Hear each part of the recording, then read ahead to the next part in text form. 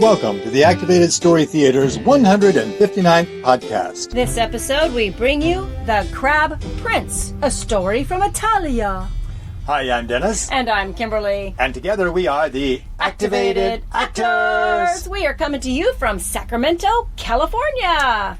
Well, we just finished a very busy April. Well, we're not entirely finished with it, but Very, very busy. Yes. Very busy. We have Library Week in April and lots of things to celebrate. So, yeah, we have a lot of shows that go on in April. So, busy. And we want to tell you a little bit more about our travels in Europe. Especially Italy. That's where the story comes from this time. And so we are going to tell you a little bit about what we did in Italy, and then we'll tell you the story from Italy. And we already talked about Italy some last time, but we spent a lot of time there.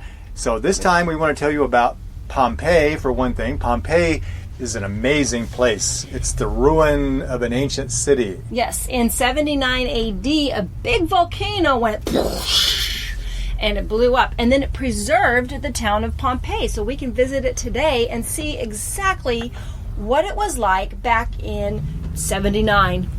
And it's really amazing how well some of the things are preserved, like the paintings on the walls. They have, instead of wallpaper, they had images painted on the walls. And that really surprised me. I think of ancient times and I think of blank walls, and people just basically, they didn't know too much. They didn't have the tools that we have today, so they were just building very rudimentary things when civilization began. But really, I was surprised by the architecture, the detail, and the artistry, and the colors that they used on the walls. It was neat. And it's a pretty big place, bigger than I expected. You walk down the streets and you can look at all these ruins. And lots of city blocks, basically. There's a laundry room. Yeah, and that was what I was amazed by. Like, we walked into this structure and we see paintings on the walls and we see these tubs and things, and I thought, oh, this must have been a spa, and they painted nice pictures for people to look at while they were relaxing in the hot tubs.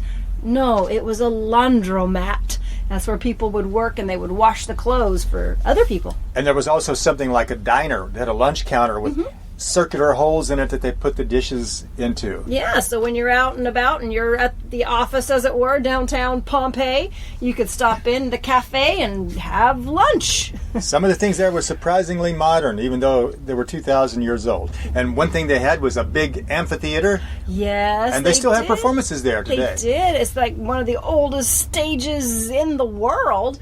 And we just had to get up and do a little performance there. We did. So we performed for 5 people who were sitting in the theater there. They applauded for us afterwards. So if you ever have a chance, we highly recommend going to see Pompeii. Yes. And we also went to Florence, Italy. Florence is the birthplace of the Renaissance. It is the birthplace of the Renaissance. It is where Michelangelo got all of his ideas for the great artwork that he produced. He was inspired by what he saw in Florence. Well, this very famous building there called the Duomo, or Dome, big dome-shaped building. You've probably seen photos of it. It's just about the most influential building in the world because it's inspired a lot of other buildings, including the Capitol building in Washington, D.C., and a lot of other Capitol buildings. And the whole building, it looks like a wedding cake. Just amazing. It does. It's very ornate. And nearby they have these gates that they say really started the Renaissance. They are gold relief, so they're big doors. Are you talking about the doors on the Duomo? Ghiberti's doors, yes. Right. So they have little panels of, and they're depicting scenes from the Bible. And in the panels, they're gold and they stick out. They're relief. They're actually popping out towards you. And that, they believe, is that's what Michelangelo got his ideas from, how to paint that style instead of making it actual 3D, where it comes out at you. He took that and interpreted that with paint then. And Michelangelo's statue of David is in Florence. It's in one of the museums in Florence. And they have lots of statues there and lots of artists work there. Also, they have the Ponte Vecchio, which means old bridge. Oh, and that was so neat. It's a bridge. It's very old, and it has buildings on each side of the bridge. So when you're crossing the bridge, these buildings are basically attached to the bridge. And there are shops in the buildings, but there are little buildings there, and they have shops in them, and those are still in operation today. It was supposed to be blown up during World War II. They had orders to blow it up, but Luckily, one dude, one general, one whatever his position was, he did not listen, and he did not blow that one up. He blew everything else up, but he says, nope, not that one. So it's still there. Yes. Very interesting bridge. And we went to Venice. And of course, Venice, as you probably know, is a city where a large part of the city is surrounded by water. There are no cars. You get around by boat or by walking. You cannot even ride a bicycle. The mail is delivered by a boat. The ambulance is the boat. The ambulance is the boat. The police are on boats. Yes. Everything is by boat. Yep. And they have these very narrow streets. In fact, there's the narrowest street in the world, and we found it. We found it, and we walked through it. It's very narrow. You almost have to squeeze through. Mm-hmm. I think it's something like 20 inches wide. It was pretty small. I mean, you could walk. I didn't have to go sideways to walk down it, but it was very narrow. You wouldn't want to get too many. You couldn't walk two people next to each other down that street. And the street leads to a canal. There are canals and bridges everywhere, just all over the place. So that was a lot of fun going to those places. Very unusual city, Venice. Yes, and we hope someday you'll have a chance to go visit those places if you haven't already. And if you have, we'd love to hear about your travels. We do have a story that comes from Italy, and Italy is also the home of Pinocchio. That's right. That's right, yes. So we got to go see. We saw a shop in Rome that sells a lot of Pinocchio-related items, including, there's a life-size Pinocchio. Mm-hmm. So we saw that too. So we are going to tell you a story from Italy.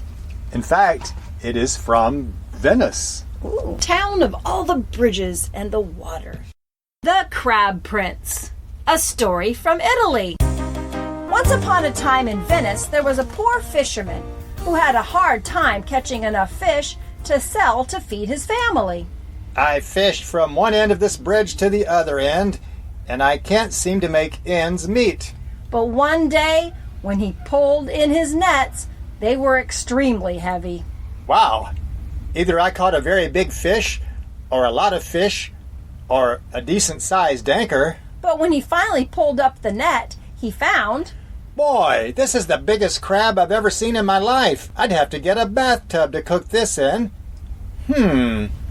Maybe if I take this to the king, he'll pay me a lot of money for it, and I can retire. So he carried the crab on his back to the palace, and the guards let him in to see the king because, well, they weren't quite sure how to say no to a guy with a crab on his back. Yes, your majesty, this is clearly a crab fit for a king, but only the wisest, most royal king in all the kingdom.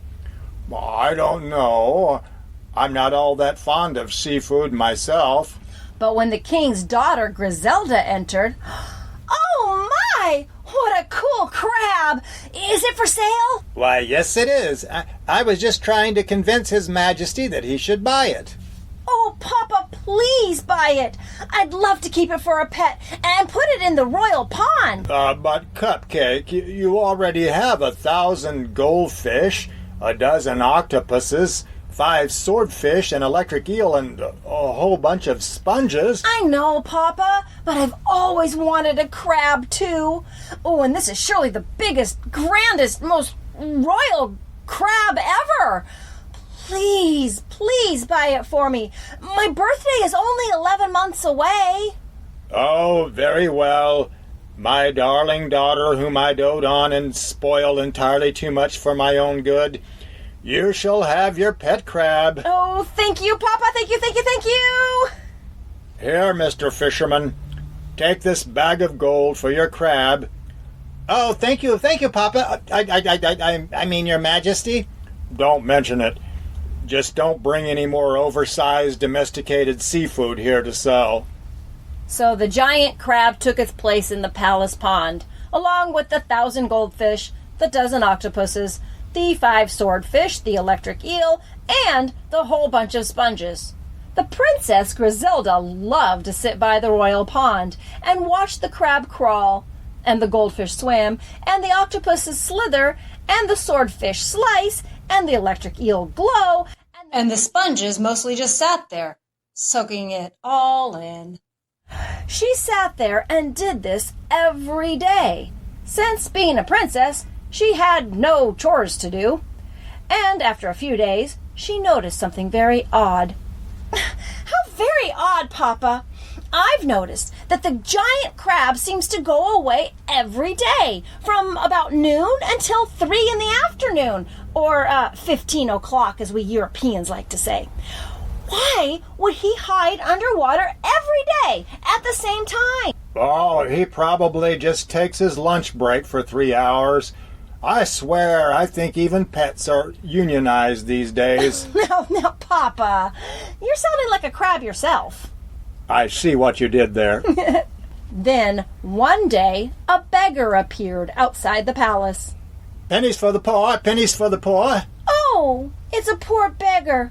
Oh, of course, beggars may all be poor for all I know. But anyway, I should give him some money. Hey, you there! Catch! And she threw the coin out her second or third or fourth floor window. A coin? But it's rolling and bouncing and getting away. Oh no, it went into the water. Well, fortunately, I was a champion diver and swimmer before I became a professional pauper. I'll go in after it. And you may think that he dove into the water, but he didn't, because the correct word is dived. He dived down to the bottom of the deep pond looking for the coin. He didn't see it, but he did see the giant crab, and he said, which means, "Holy Neptune, what a humongous starfish!" He didn't know his marine biology very well. He watched the crab go into an underwater tunnel, and he decided to follow it. And at the end of it, he came to an enchanted grotto, where he hid behind a rock to watch what might happen. And from a door in the rocks came a fairy princess. At least that's what he guessed she was. He hadn't met a great many fairy princesses. "You are 10 minutes late." I ran into a gondola traffic jam. Is it my imagination? Or did that crab just talk? But then, before his eyes, a finely dressed young man crawled out of the crab shell. Why, it's a handsome prince. At least, that's what I think he is. I haven't met a great many handsome princes. As he watched in amazement, the crab prince and the fairy princess sat down at a table and ate a fine meal. Then the prince crawled back into his shell, and the princess got on his back, and they got into the water and swam away. The astonished beggar went straight to the palace to tell Griselda. After I grabbed some of the food left on this table. Oh, right. After he grabbed some food that was left on the table. So, then he swam back to the palace and went to see the Princess Griselda and tell her all about what he had seen. "Are you pulling my leg? My crab is also a handsome prince? I think you must be trying out for the court jester." I swear it's true, your princessness. I wish you could see it for yourself. Maybe I can. You're not the only one with aquatic skills, Tomorrow, I will dive into the pool myself and see where the crab goes. As much money as we paid for him, I expect him to be a full-time pet. So the next day, she did just that. She dived into the pool. She didn't dove in. And followed the crab through the tunnel and into the enchanted grotto, where she hid behind a rock.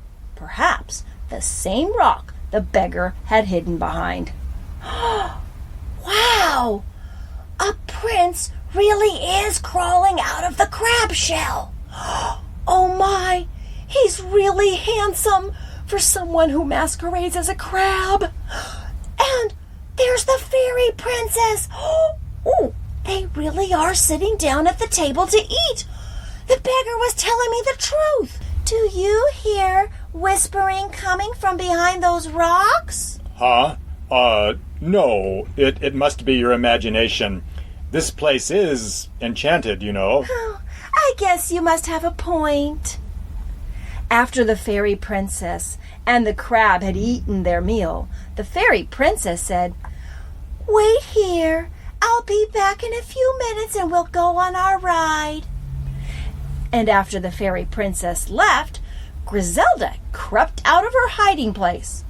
"So, this is where you go every day." But Princess Griselda, what are you doing here? I could ask you the same thing. Shh! You must be quiet and leave here at once. If she catches you, it will be the end of you. Who is she? And how come she gets all the crab-back rides? She is a fairy princess who cast a spell on me. I was once a handsome prince, but she turned me into a crab who must do her bidding by taking her out to an island every day. I don't know how she gets back home. That's not my department. So you're under a spell? Oh, there must be some way to break the spell. There is, but it won't be easy. I have to get a beautiful princess to fall in love with me and then do some other stuff. Beautiful princess? Well, I'm a princess. And I've been told that I look pretty good on the right lighting. I'm not sure I'm in love with you, but I would like to send you a friend request and perhaps update my relationship status to it's complicated.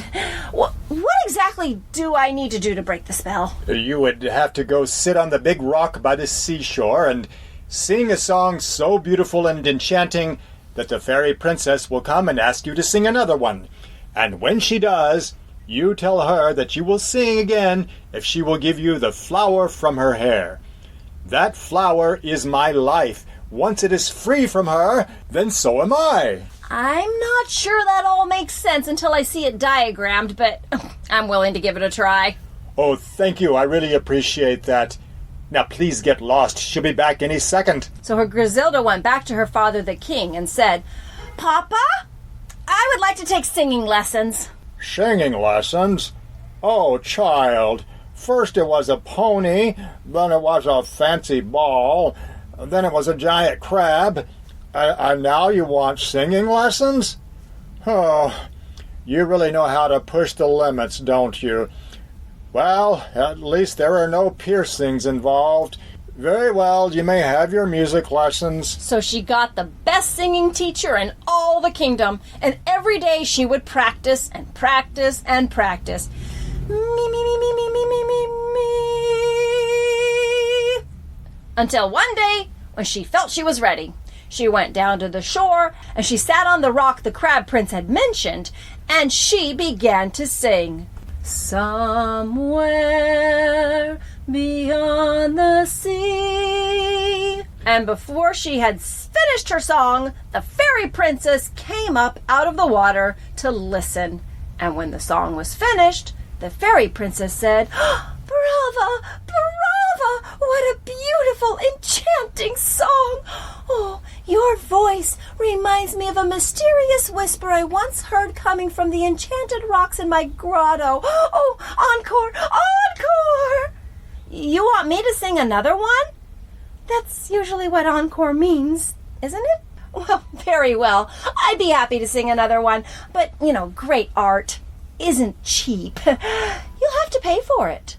Oh, anything. Just name your price. Then I would like to have, the flower from your hair. My flower? No, anything but that.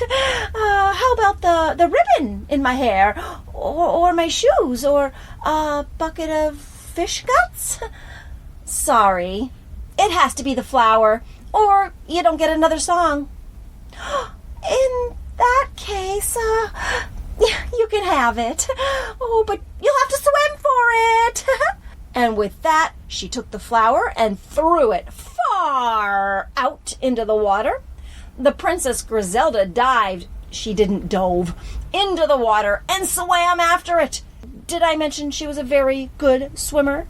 And she finally managed to find it out there, bobbing on the waves, far from shore.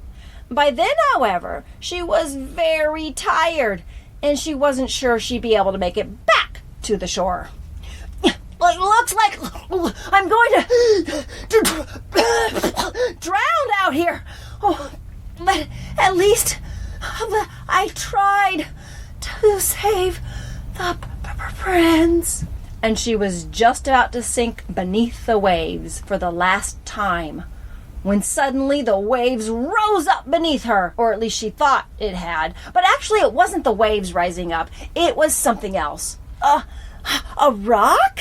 Feels like a rock. But in fact, it was a crab shell. A very large crab shell. Don't worry, Princess Griselda. I've got you. You? What are you doing here?